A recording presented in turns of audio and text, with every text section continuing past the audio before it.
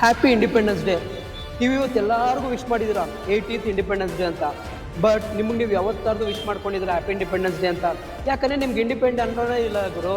ಒಬ್ರು ಹೇಳೋದನ್ನ ನೀವು ಕೇಳ್ತೀರಾ. ಆ್ಯಂಡ್ ಮೋರ್ ಓವರ್ ಅಪ್ಪ ಅಮ್ಮ ಮಾತು ಕೇಳಿತಿರ್ಬೋದು, ಫ್ಯಾಮಿಲಿ ಫ್ರೆಂಡ್ಸ್ ಎಲ್ಲರದ್ದು ಕೇಳ್ಬಿಟ್ಟು ನೀವು ಒಟ್ಟಾಗಿ ನೀವು ಕೆಲಸ ಮಾಡ್ತಿರೋ ಹೊತ್ತು ನೀವು ಯಾವತ್ತಾರ್ದು ನಿಮ್ಮ ಮನ್ಸನ್ನು ಕೇಳಿ ಯಾವತ್ತಾರ್ದು ಕೆಲಸ ಮಾಡಿದ್ದೀರಾ? ನಿಜವಾಗ್ಲೂ ಇಲ್ಲ. ಯಾವತ್ತೂ ಅಷ್ಟೇ ನಿಮ್ಮ ಒಂದು ಮನಸ್ಸಿಗೆ ಒಂದು ರೆಕ್ಕೆ ಕೊಡಿ.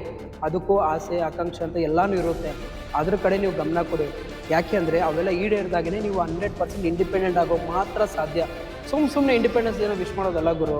ಪ್ರತಿದಿನ ಪ್ರತಿ ಸೆಕೆಂಡ್ ಕೂಡ ನಿಮ್ಮ ಒಂದು ಆತ್ಮಕ್ಕೆ ನೀವು ಎಷ್ಟು ವ್ಯಾಲ್ಯೂ ಕೊಡ್ತೀರಾ ಅದೇ ನಿಜವಾದ ಇಂಡಿಪೆಂಡೆಂಟು.